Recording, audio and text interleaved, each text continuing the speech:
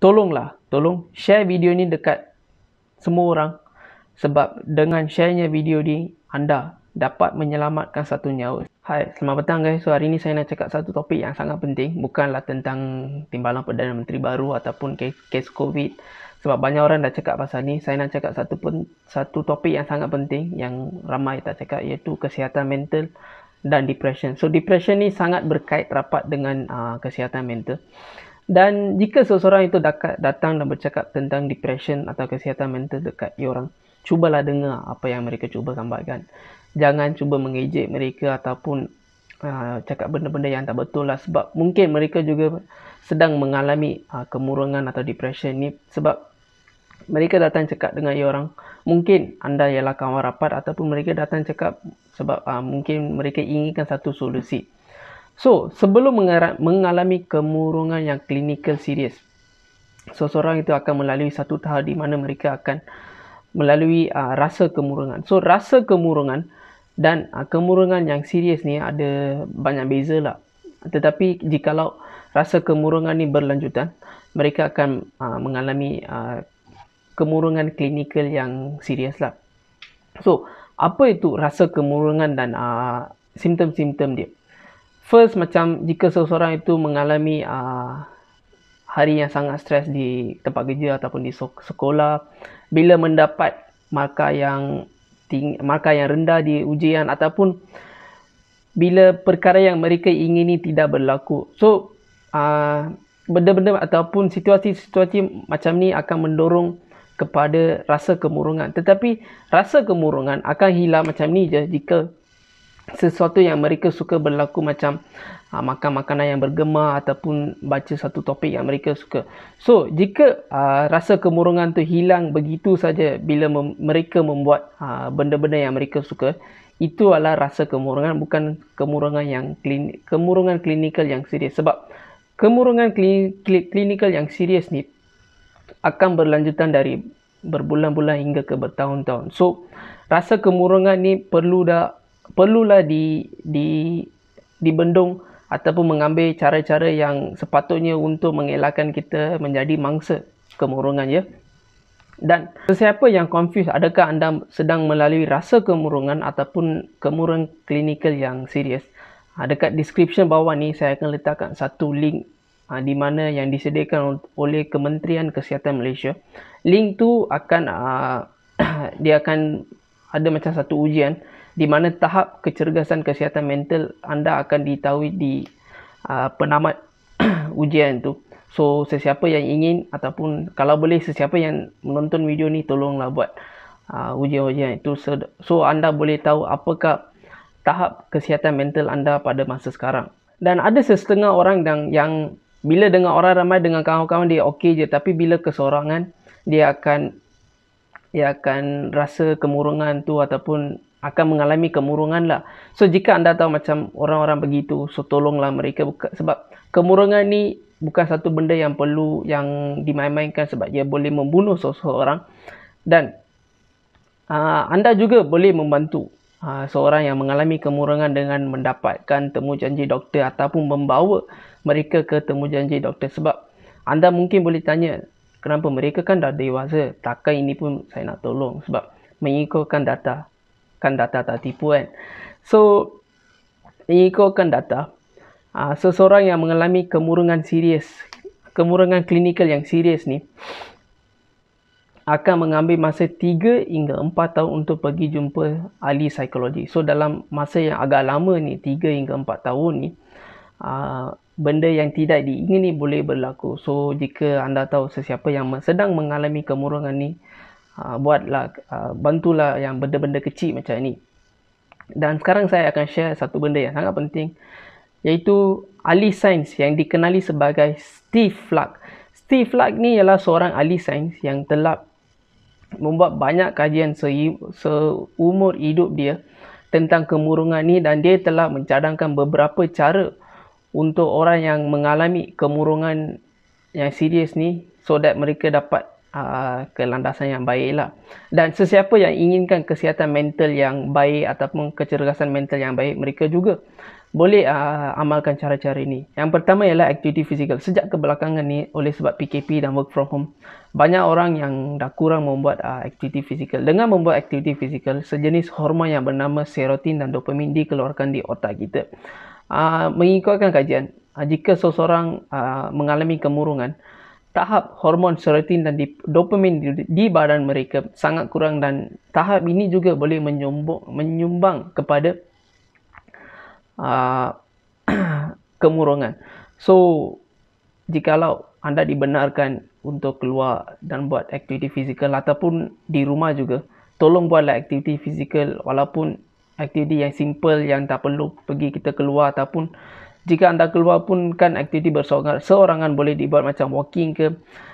Walking 30 minit pun jadilah, tapi janganlah main handphone bila walking tu. Buatlah aktiviti fizikal tu secara betul-betul. Okay, yang kedua ialah omega 3. Omega 3 merupakan satu vitamin yang sangat penting. Tetapi omega 3 ni, vitamin omega 3 ni tidak dihasilkan di badan kita. So kita kena ambil lah melalui makanan macam ikan, sayur-sayuran, buah-buahan ataupun juga tablet. So jika anda beli tablet dekat luar, kalau beli online, belilah dekat farmasi yang berjenama ataupun farmasi yang terkenal, dan jika anda beli tablet tu, double check lah adakah tablet tu diluluskan oleh KKM dan diiktiraf oleh KKM, sebab dekat pasaran ada juga omega 3 yang fake lah. So omega 3 yang mahal ataupun omega 3 yang baik itu agak mahal lah, dalam lingkungan 70 hingga 80 ringgit. So belilah omega 3 dan cuba makankan dalam seminggu 2-3 hari pun okey lah. Dan yang ketiga ialah vitamin. Banyak orang yang kata sinar matahari pagi itu ada vitamin D, tapi mereka salah.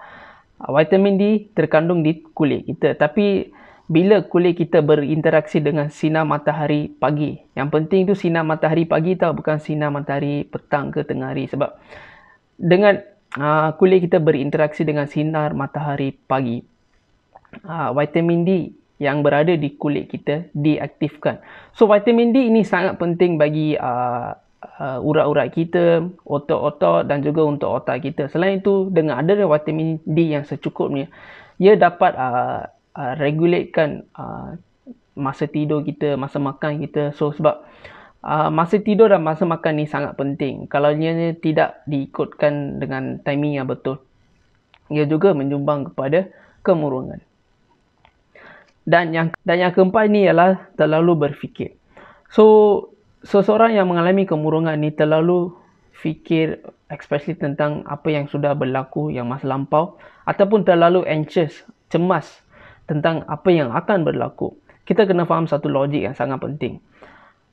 Walau apa pun kita buat, kita tidak dapat memperbetulkan apa yang sudah berlaku dan apa yang akan berlaku. Tetapi kita bolehlah plan. Tetapi janganlah terlalu anxious dan terlalu depressed oleh kerana apa yang telah berlaku dan apa yang akan berlaku.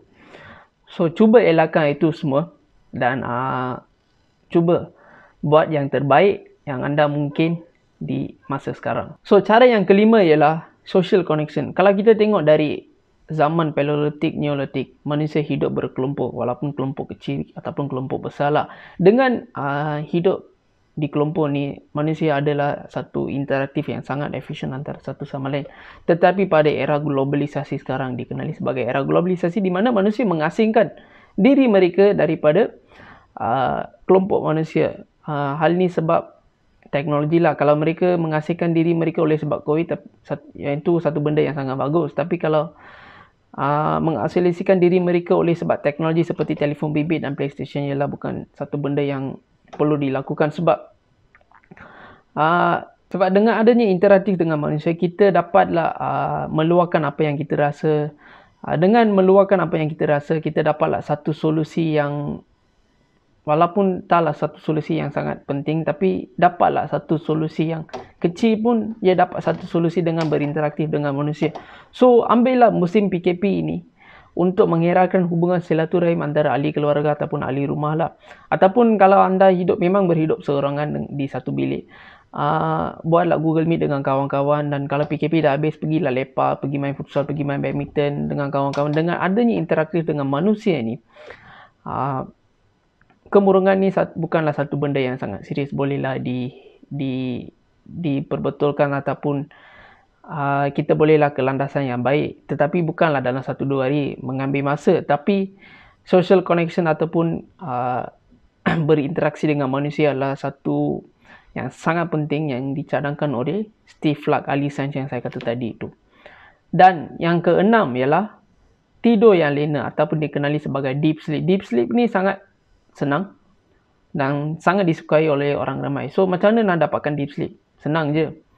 Buat aktiviti fizikal yang saya cakap tadi itu, dapatkan vitamin D yang secukupnya, berinteraktif dengan manusia dan dapatkan makanan yang berhasiat lah. So dengan ni kita dapat membetulkan gaya hidup kita. So dengan membetulkan gaya hidup kita, slowly kita dapat keluar dari rasa kemurungan dan kemurungan klinikal yang serius. So itulah cara-cara yang dicadangkan oleh Steve Luck yang saya menyampaikan kepada anda. So guys, inilah kemurungan dan cara-cara untuk mengatasi kemurungan. So jika anda ada ahli keluarga ataupun member-member yang sedang mengalami kemurungan, atau anda rasa dia sedang mengalami kemurungan atau ada simptom-simptom macam ni, bantulah mereka. Sebab kemurungan ni bukan satu benda yang boleh dimain-main ataupun diejek, sebab ia boleh membunuh seorang. So guys, kemurungan ni bukan satu sifat peribadi yang untuk disembunyikan. Contohnya kalau anda tak sihat, anda pergi jumpa doktor kan, macam tu jugalah. Kalau anda ada kemurungan, pergilah jumpa ahli psikologis dan dapatkan hikmat di Kementerian Kesihatan Malaysia dan di klinik-klinik Kementerian Kesihatan Malaysia lah. Mereka ada kemudahan itu. Dan so sesiapa yang menginginkan kesihatan mental yang sangat bagus, anda bolehlah amalkan cara-cara yang saya share tadi itu. Dan tolong share video ni dekat semua orang. Sebab dengan sharenya video ni, anda dapat menyelamatkan satu nyawa.